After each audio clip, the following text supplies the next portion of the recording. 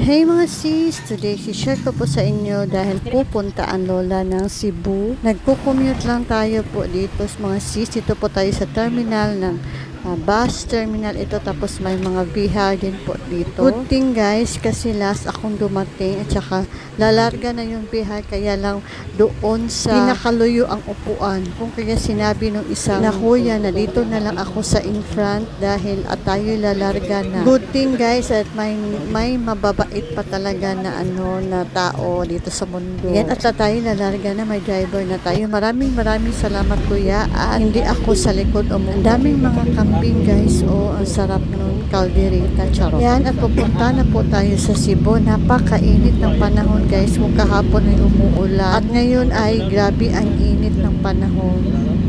Kahapon sana ako pumunta ng Cebu, kaya lang ang lakas ng ulan. Anyway, dito tayo dumaan sa Manipis. Manipis ang tawag dito na lugar. Itong mga kahoy na ito ay parang man-made forest sa Bohol. Ganito yun sa Bohol. Sa Bohol ay napakaganda ang kanilang man-made forest. Grabe. Tsaka if mag-pass by ka sa Manipis, ang para na siyang pang nakakatakot ang view dito. Kaya hayun, nandito na po tayo ng Cebu.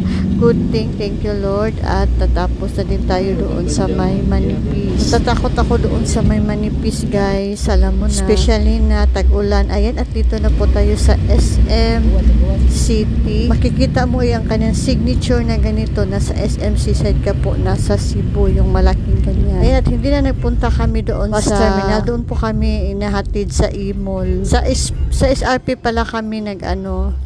Sumakay na ang lola sa taxi papuntang SM City Cebu. Kabisado ko po ang SM City Cebu i-compare sa ibang mga malls. Ayan. Pero sa Ayala, hindi ko talaga kabisado doon sa Ayala. Nasaag pa ko ng Ayala. Sa SM kay kabisado na ni lola mo. Dahil neighborhood lang naman ito ng kondo namin dito sa may SM City, tsaka Robinson's Galleria, San Marino Residences. Kung mag-grocery kami, maglalakad lang po kami from kondo dito po sa SM City, Cebu. Ayan, at nag-iba ang sikmura ng lola nyo, kaya may bibilhin tayo sa Rose Pharmacy. Nasukaon kayo ko guys, yan pinugnan lang na ako. Pinugnan, diba? Toledo palang gala inagid kaayo ang akong tiyan, kasukaon ko ng labad akong ulo, kaya bibili tayo dito ng something, anything. Bibili po ako ng white flower tsaka candy dahil sukang-suka na talaga ako. Ayan, at nakapasbay ko pa itong nasa Muscat na pet, at bang lang siya sa Rose Pharmacy. Kung gusto mo guys, yung mga pet lovers yan, may mga sila dito, kompleto sila dito ng mga kagamitan sa mga pets.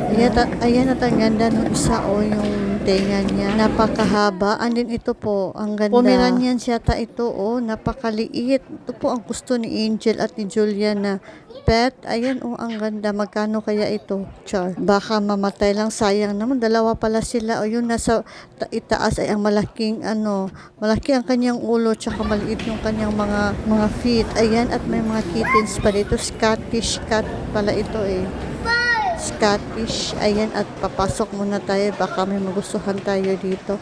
Ayan, at pagkatapos ko dyan sa Muscat Pet, ayan, pupunta ako sa itaas kasi nagugutom na ang lola. Kakain na ang lola ng mainit na sabaw na yung may noodles.